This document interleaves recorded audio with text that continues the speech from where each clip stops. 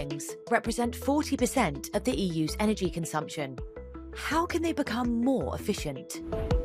At this university in Aachen, Germany, they developed a test bench to research the energy systems of the future. Thanks to the European project Urban Energy Lab 4.0, they can simulate the real conditions of an entire city. We analyze the future energy systems for districts, cities and single buildings, and we try to understand the interaction between the user, the building envelope, the energy system and also the electrical grid and the whole interconnection. The user is key because thermal perception is subjective and influences how we use energy. This infrared-controlled room recreates the climate conditions of a real building to analyse user needs and their interaction with the energy system under different scenarios. The climate room is heated by a heat pump. In the project, they also study how to create a more sustainable design.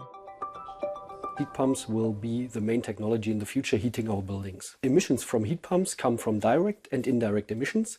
The direct emissions come from the refrigerant, and the refrigerants from the 90s and 2000s have a high global warming potential. One part of this challenge is using natural refrigerants, but they are flammable. So we have to bring this all into our lab to find the best working fluid for heat pumps.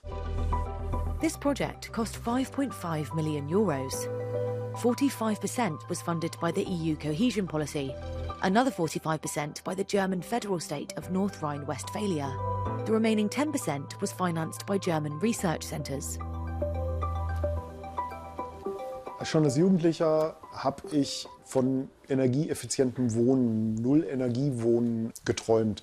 Ich bin sehr glücklich, dass ich das tun konnte und dass wir hier in einem Passivhaus wohnen.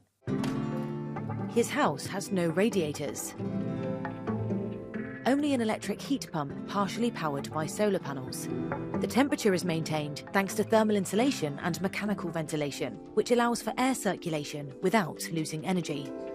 Besides preserving the planet, it's also easier on his wallet. Kosten für Heizung und Warmwasser in den letzten 20 Jahren waren in etwa 200 € im Jahr. 100 € für Heizen, 100 € für Warmwasser. Thomas pays 5 times less than a regular home.